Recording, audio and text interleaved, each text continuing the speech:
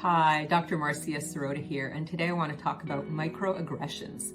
It is Black History Month right now, and we're talking about the ways that people can be more thoughtful and kind and caring and really considerate when it comes to issues of race and the BIPOC community. And I was talking to a couple of podcast guests recently, and both of them were people of color, and both of them were talking about the effect of microaggression in their lives. And I have to say, it was never something I had considered as an entitled white woman. You know, I have a lot of privilege because going through life, I've never had to really experience microaggressions. Sure, you know, as a woman, I've experienced certain kinds of ridiculous behavior over the years, but that kind of insidious presence of microaggressions through my life, specifically because of something about the color of my skin, is never something I've had to experience. And it was very enlightening to me to discuss microaggressions with people of color because I got to have a sense of how it felt. And, then I did some research and I did some studying, and I realized that microaggressions not only have an impact on our emotional well-being, they also have an impact on our physical well-being. Having contact with people on a day-to-day basis who are reacting in these subtle but obviously negative ways toward us has an effect on our physical well-being, our health, and our emotional well-being and mental health. It can cause all sorts of different physical problems, from insomnia to gastrointestinal illnesses to any other kinds of medical conditions.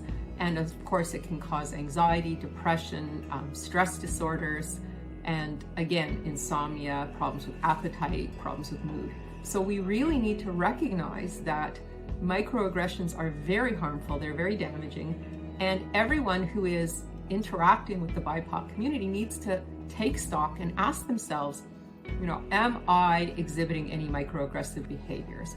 Because if we are, of course, it has to stop. And if we are exhibiting microaggressions, we need to ask ourselves, where is that coming from? What prejudices am I unconsciously harboring? What assumptions am I walking around with? And why am I behaving in these ways toward certain people who might look different from me? I've always thought that human beings are much more similar than we are different. Of course, everyone is unique and everyone has their own culture, their own spirituality, their own beliefs, their own politics, their own appearance. But fundamentally, we're all beings of love. We all want very much the same things. We want to be happy. We want to be fulfilled. We want to live a meaningful life. We want connections. We want love and family. We want to have learning and growth. We want freedom and safety and security. All of these things are fundamentally human. So why should we be behaving in these microaggressive ways toward one another when there's absolutely no reason to do it?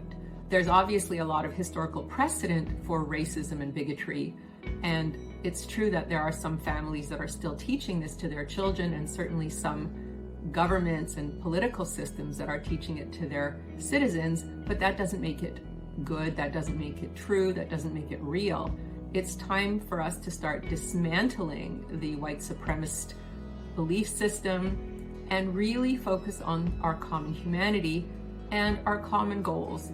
When we are all more loving toward one another, society thrives. When we are divisive and we bring one community up and put another community down, our society is ruined, basically. We really need to recognize the benefit of coming together and everyone living together in harmony, whatever their religion, their race, their age, their gender, their sexual preference, their level of ability. We need to open our hearts and love one another and recognize that microaggressions have no place in a civil society. They have no place in a school or an institution of education. They have no place in a workplace. They really have no place anywhere. And everyone who is engaging in these behaviors needs to take stock and recognize whatever prejudices they're harboring and let go of their false beliefs and start behaving in a more loving and inclusive manner. Microaggressions are harmful to people. They're bad for their mental and physical well-being. And there's enough bad in the world. We need to start being agents of good.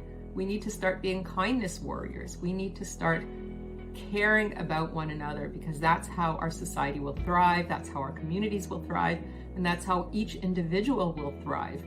There's so much right now being said about human individuality and individual rights and freedoms, but that's the wrong direction. What we need is community, connectedness, oneness, because when the community thrives, each individual thrives.